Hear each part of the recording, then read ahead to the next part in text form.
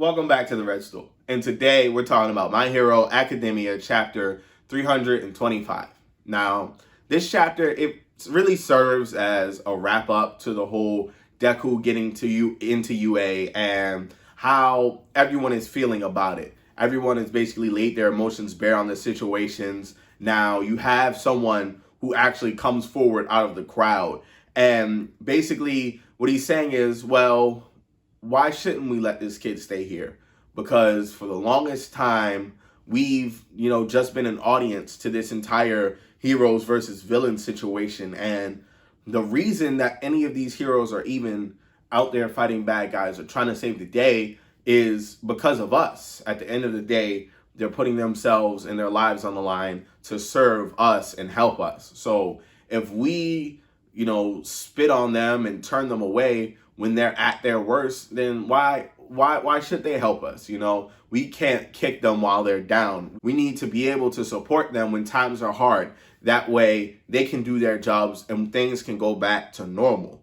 And it's pretty cool. It's a pretty cool moment just because we saw him in the first episode of My Hero Academia when he calls Deku a fanboy.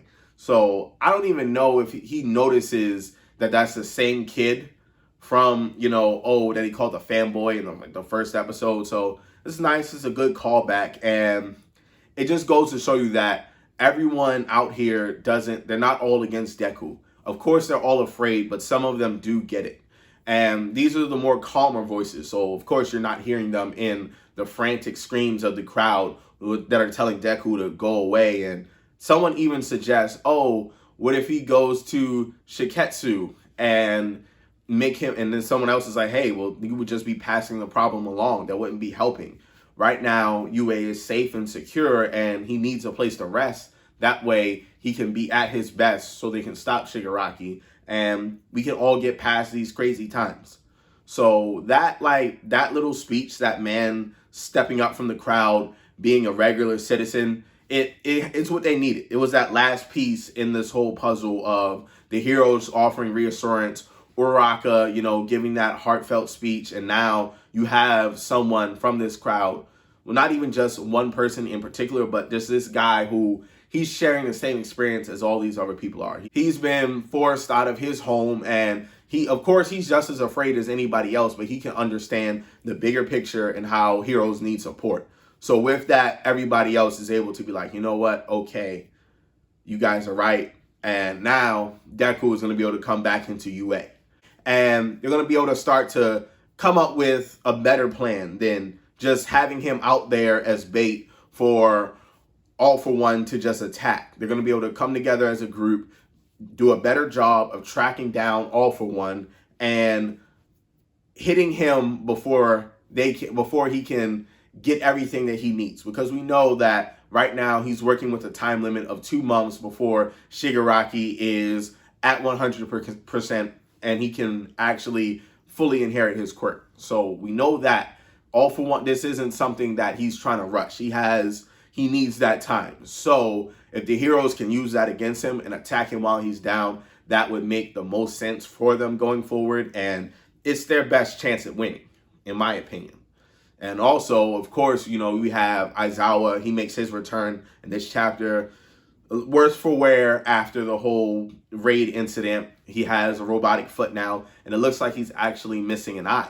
So that's, of course, for him, his quirk being Eraser and he has to look at you, of course, that's a big blow for him. We don't know how that's going to affect his quirk going into the future. Will it be less strong? Does he have to use both eyes? They've never specifically said that.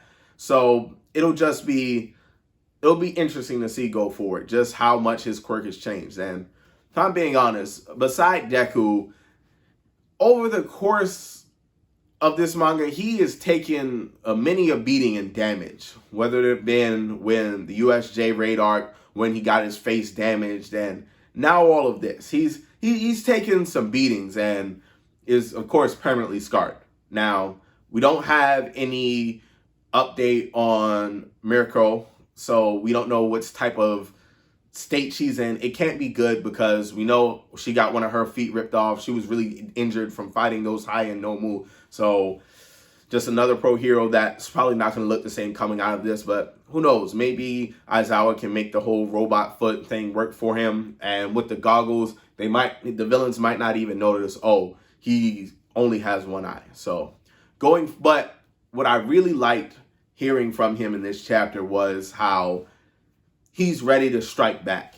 He's like, okay, we know that UA is secure. We've taken all the precautions that we possibly could. Now we need to get ready to get on the offensive. We need to attack them while they're at their lowest, because right now the villains aren't at a particularly strong place. Sure, they've destabilized society, but they don't have some super strong secret hideout. They're almost in a similar situation. They're just hiding in random places, biding their time until they're at their full strength. So I think Aizawa, he understands this, and now he wants to move on All For One immediately.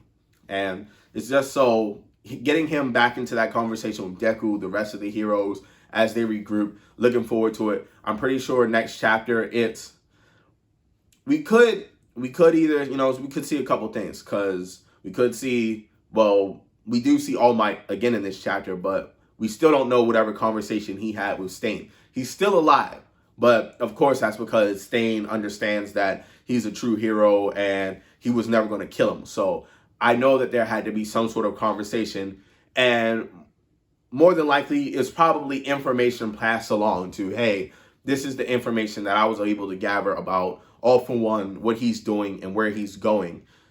Use it to your advantage, because society isn't supposed to be like this. And I think they're going to be able to take that, blend it all together, and possibly even partner with Shiketsu to do a group attack against All For One. These are just my thoughts on the chapter. It was pretty good. Horikoshi, I say this a lot, but he has good, he has good writing, and to see him be able to bring a character that we all kind of know all the way back from the first episode to now, to him giving this speech to about how they should let him into UA and how it's not okay for them to just kick heroes while they're down. That's just really great writing to me. Even with the kid who says, look, Endeavor's still fighting for us, how they had him giving his opinion on Endeavor. Horikoshi, he does really good with these callbacks and just bringing out little characters that were pretty minor and giving them the spotlight again and saying like, oh yeah, I remember this character, here's a little bit more of me fleshing him out, or just giving you guys more of him. So that was a pretty cool moment. Also, I'm also super glad that UA is about to get on the offensive when it comes to dealing with All For One, because of course, throughout the entire series, they've just been reactive to the League of Villains. Like the League of Villains has always made the first move and they've responded. So it'll be good to see them make the first move and make the League of Villains respond. So those are my thoughts and opinions on the chapter. Of course, as always, let me know what you guys think in the comment below. I'm going to see y'all later, all right? Peace.